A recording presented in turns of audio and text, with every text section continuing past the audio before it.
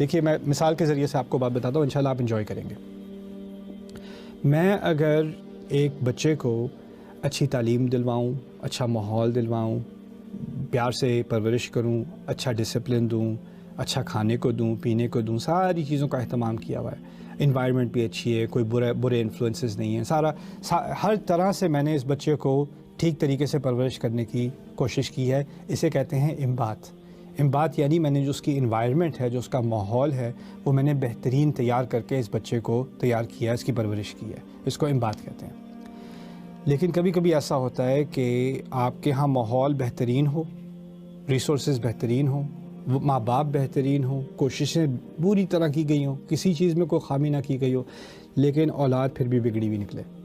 ایسا بھی ہو سکتا ہے۔ اس کی مثال قرآن میں بھی ہے۔ یعقوب علیہ السلام بہترین والد ہیں، بہترین ماحول ہے، نبی سے اچھا والد کون ہوگا، لیکن ان کی اولاد بگڑی ہوئی ہے۔ تو ہوتا کیا ہے کہ کبھی کبھار آپ کا اگر ماحول اچھا بھی ہو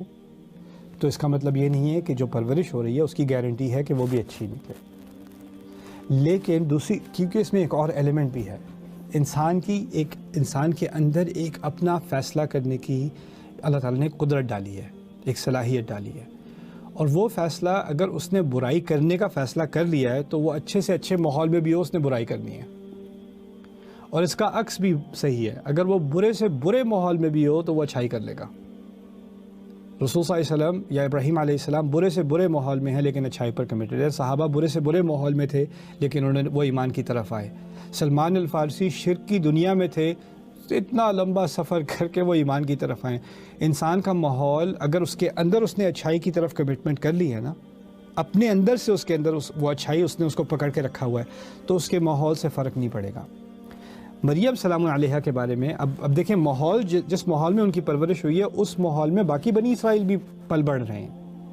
اور زکریا علیہ السلام بھی موجود ہیں، لیکن زکریا علیہ السلام کہہ رہے ہیں کہ باقی لوگوں سے مجھے ڈر لگتا ہے کہ وہ کرپٹ ہیں، انی خفت الموالی من ورائی، ماحول ایک ہی ہے لیکن وہ اس ماحول کا فائدہ نہیں اٹھا رہے۔ اسی طرح یہاں پر یہ تو ہے اللہ تعالیٰ نے ان کو اچھے ماحول کا اہتمام کر دیا، انبتہا، لیکن نباتن کے اندر، امبات نہیں، نباتن کے اندر کیا ہے کہ وہ خود بھی ڈیولپ ہوئی، خود بھی انہوں نے اچھائی کو پکڑا اور اس ماحول کا پورا خود سے فائدہ اٹھایا۔ تو دونوں طرف سے اللہ تعالیٰ نے ایکچولی اکنالج کیا ہے کہ ایک تو ماحول بہترین تھا اور ایک اس کے اندر اچھائی جو ان کے اندر اچھائی تھی وہ بھی بہترین تھی، اور انہوں نے اس کو اچھی طرح پکڑا۔ اور اسی سے ہمیں پتہ چلا کہ دو ایلیمنٹس ہوتے ہیں، ایک عنصر ہوتا ہے کہ آپ نے ماحول دینا ہے، اور دوسرا عنصر ہوتا ہے کہ انسان خود اچھا بنے۔ اسی لیے اچھے ماحول، مسلمان ماحول میں ہونے کے باوجود ان کی ماں نے کیا کہا تھا، اس کو شیطان سے بچا لیجئے، اس بچی کو میں آپ کی پناہ میں ڈال رہی ہوں شیطان کے خلاف، اور اس کی اولاد کو بھی۔ یعنی آپ اچھے سے اچھے اسلامی ماحول میں بھی ہوں، شیطان امیون نہیں ہے، آپ دیواریں بنا سکتے ہیں، شیطان اس کے تھرو گزر سکتا ہے، آپ تک پہنچ سکتا ہے۔ کوئی سیکیورٹی سسٹم نہیں ہے کہ آپ اسلامی ماحول میں تو شیطان آپ کو ٹچ نہیں کرے گا۔ آپ کے بچے نے قرآن حفظ کر لیا، آپ اس کو شیطان تنگ نہیں کرے گا۔ آپ عالم دین بن گئے، آپ کو شیطان تنگ نہیں کرے گا۔ نہیں، اس سے کوئی امیونٹی نہیں ہے۔ ان کو بھی پتہ تھا یہ امیونٹی کوئی نہیں ہوتی، میں ماحول تو میں دے سکتی ہوں لیکن آخر میں آپ ہی بچا سکتے ہیں شیطان کے وسوسے سے۔ تو اسی طرح انہوں نے اپنی اچھائی کو، اور دیکھیں آخر میں جا کر بھی جب فرشتہ ان کے پاس آیا تو انہوں نے کہا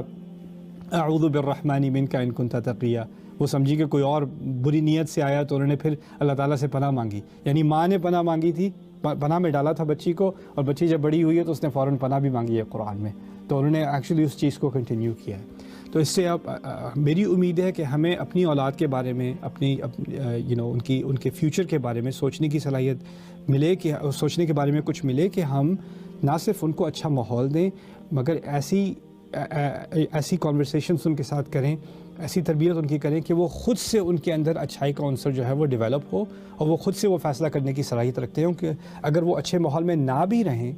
تو ان کی اچھائی نہ چلی جائے۔ اللہ تعالیٰ ہماری سب کی اولاد کو جو صلح دے، اچھے عمل کی توفیق دے، اور ان کا ایمان قوی کرے۔ بارک اللہ لی ولکم فی القرآن الحکیم ونفعنی وإیاکم بالآیات والذکر الحکیم۔